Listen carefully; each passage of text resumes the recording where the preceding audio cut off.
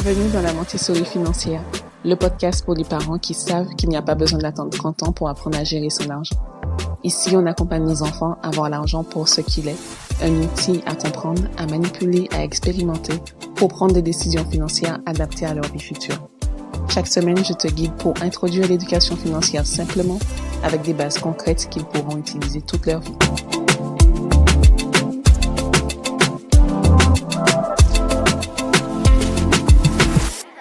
Aujourd'hui, j'ai envie de te partager une expérience que j'ai vécue avec l'une de mes filles parce que c'est exactement ce genre de moment du quotidien qui est parfait pour transmettre des leçons sur la gestion financière, bien évidemment.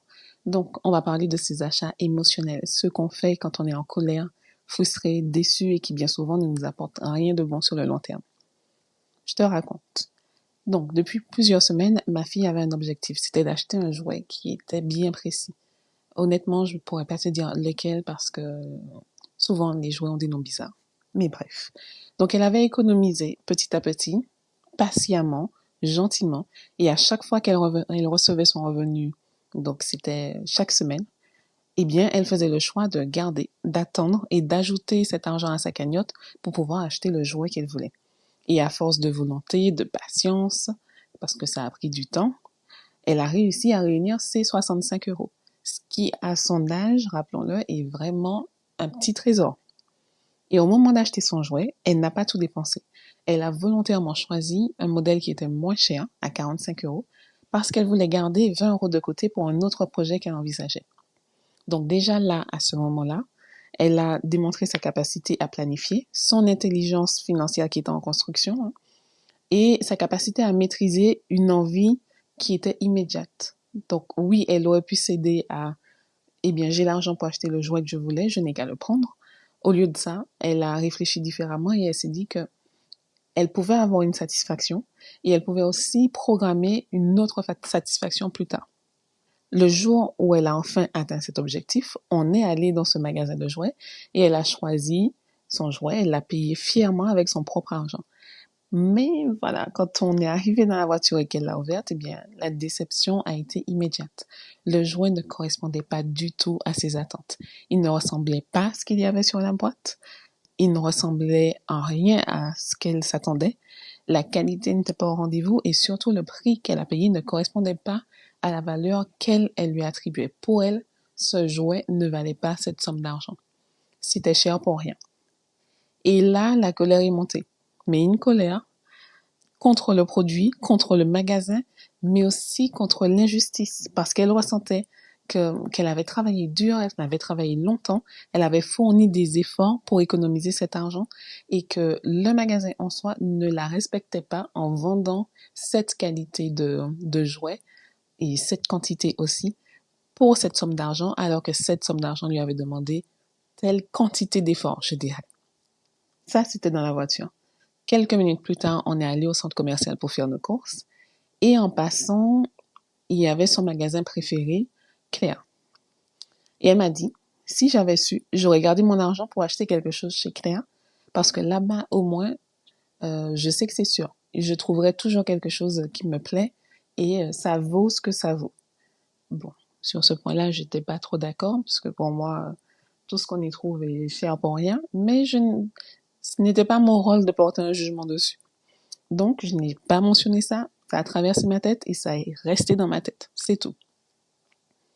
Et là, pendant qu'on était chez Claire, je vois dans son comportement une réaction qui est plutôt émotionnelle.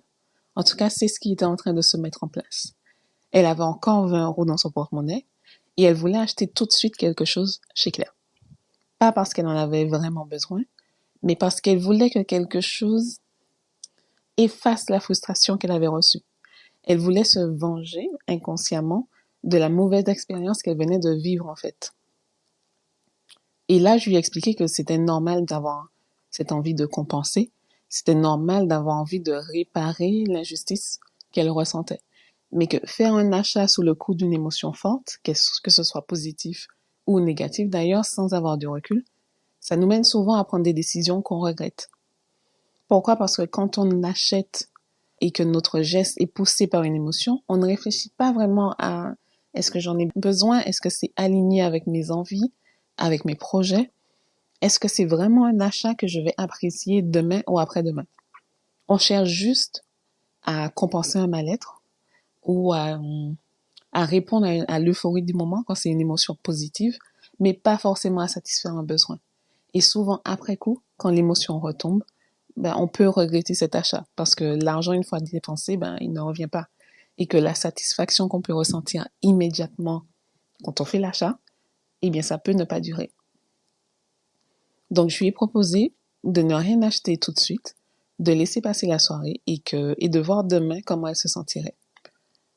Le lendemain, elle était assez d'accord. Elle n'avait plus envie d'acheter je ne sais même plus ce qu'elle voulait acheter chez Claire. En tout cas, elle n'avait plus envie de faire cet achat sur un coup de tête. Je veux dire, elle a gardé ses 20 euros et elle a compris à sa manière que les émotions vont parfois dicter ses décisions d'achat et ses comportements. Donc, il faut savoir discerner ça quand ces moments-là arrivent. Nos enfants, tout comme nous adultes, on est exposés tout le temps à des frustrations, des déceptions, des envies compensatoires. Sauf que si on ne leur apprend pas à reconnaître ce lien entre émotion et consommation, ils risquent de grandir avec des habitudes qui peuvent les mettre en danger, comme acheter pour combler un vide, dépenser pour se consoler, s'endetter pour réparer une émotion ou pour faire face au regard d'une autre personne. Donc, en leur apprenant très tôt à observer ce qui se passe en eux, à prendre le temps d'arrêt avant de sortir le porte-monnaie, on leur donne un outil pour leur vie. Le pouvoir de choisir leurs achats en conscience et non pas de subir une émotion et du coup de faire un achat en conséquence. On leur donne le pouvoir de gérer leur argent sans être esclaves de leurs émotions. Et en repensant à cette situation, je me rends compte que ça a été possible grâce à l'observation. Le fait d'avoir pris du recul, parce que quand elle m'a quand elle m'a dit qu'elle voulait faire cet achat, eh bien, elle avait tous les arguments du monde pour le faire. C'était une vraie argumentation. Point A, point B, point C, pourquoi elle en avait besoin et pourquoi elle devait l'acheter. Le fait d'avoir pris du recul et de la regarder sans intervenir tout de suite, ça m'a permis de voir au-delà de ce qu'elle disait. Elle disait vouloir ça. Elle avait l'air déterminée, enthousiaste. Mais moi, ce que j'interprétais, ce qu'elle laissait en tout cas transparaître, c'était une réaction émotionnelle par rapport à la déception qu'elle avait eue à peine quelques minutes plus tôt. Donc, peut-être que sans observation, j'aurais pu croire qu'elle voulait vraiment cet objet. Et d'ailleurs, je l'aurais certainement laissé l'acheter parce que c'est son argent et qu'elle le dépense comme elle en a envie, dès que c'est une décision qui vient d'elle. Même après lui avoir parlé de ses émotions, si elle m'avait répondu, je veux quand même l'acheter, et que dans mon fort intérieur, je savais que c'était une erreur, je l'aurais quand même laissé faire cette erreur. Et puis, je n'arrête pas de me dire que de toute façon, il vaut mieux qu'elle fasse l'erreur avec 20 euros qu'avec 2000 euros quand elle sera adulte, et que l'erreur, c'est une formidable opportunité d'apprentissage. J'aurais beau lui expliquer 15 000 choses, le simple fait qu'elle fasse une erreur aura beaucoup plus d'impact que toutes les choses que je pourrais lui expliquer. Quand on observe nos enfants, ça nous permet de nous rendre compte quand ils agissent par émotion, quand notre enfant a besoin d'être guidé ou quand il a simplement besoin d'être écouté. On est rentré à la maison avec ses 20 euros, toujours en poche, et le lendemain, elle a décidé de partir de ce jouet qui était incomplet à ses yeux, qu'elle venait d'acheter, et au lieu d'en racheter un autre, elle a décidé de travailler et de mettre de l'argent de côté pour compléter ce qu'elle avait et le rendre satisfaisant à ses yeux. Donc, c'est devenu son nouveau projet, l'un de ses nouveaux projets en tout cas. Et ce genre d'expérience enseigne beaucoup plus que la théorie. Ça lui a permis d'observer ses émotions avant d'agir, de ne pas laisser une frustration ruiner un projet qui avait été planifié et construit, parce que non seulement son projet c'était d'acheter ce jouet en particulier, mais il y en avait un autre qu'elle avait déjà prévu en tête. Dépenser ses 20 euros aurait carrément remis ce projet en question. Ça lui permet aussi de se rappeler qu'elle a le pouvoir d'être plus forte que ses émotions, que ses impulsions même. Et franchement, si nos enfants grandissent avec cette compétence-là, pour moi, ils auront un atout immense dans leur vie. Et franchement, je leur ai dit, si après notre échange, elle avait choisi quand même d'acheter cet objet, ça m'a embêté, mais je l'aurais laissé faire quand même. Je ne serais pas intervenue et je n'aurais pas manifesté de jugement sur son achat. Tout ça encore pour qu'elle puisse faire ses propres expériences se tromper et apprendre en vivant des conséquences de ses choix. Donc, mon rôle n'est sûrement pas de l'empêcher d'agir, ni de lui imposer ma vision. Bien sûr, en tant qu'adulte, je vois en fait là où elle fait une erreur. Mon rôle, c'est plutôt de lui donner des outils pour réfléchir, lui offrir une autre lecture de ce qu'elle est en train de vivre. Et c'est à elle de mener sa propre réflexion avec son esprit raisonnant, qui doit choisir ou pas de différer son achat. Donc, ce n'est pas parce que je lui ai interdit, ce n'est pas parce que j'ai décidé de faire à sa place, c'est parce qu'elle a pris le temps de s'observer elle-même et qu'elle a choisi ce qui lui semblait le plus aligné avec ses efforts et ses projets initiaux. Et à ce moment-là, mon intervention a été plus le rôle d'un guide, plutôt qu'une enseignante.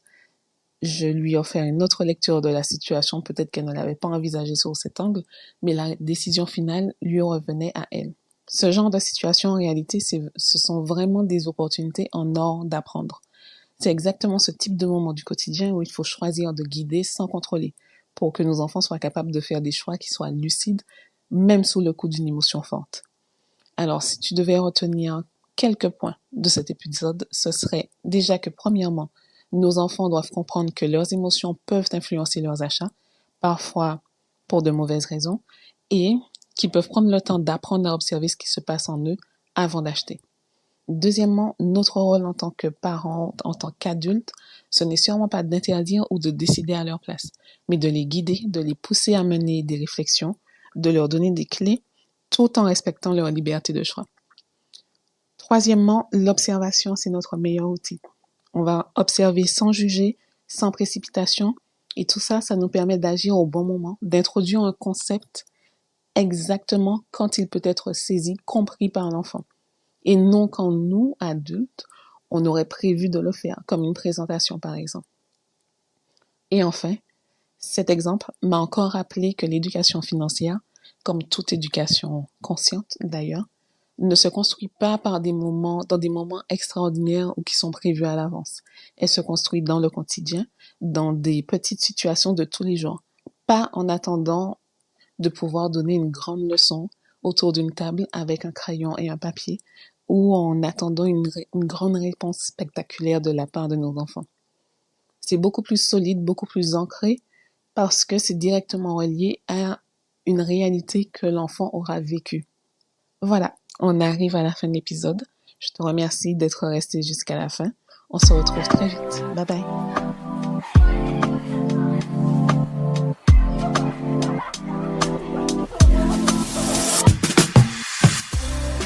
C'est déjà fini. Pense à t'abonner et à laisser un avis 5 étoiles.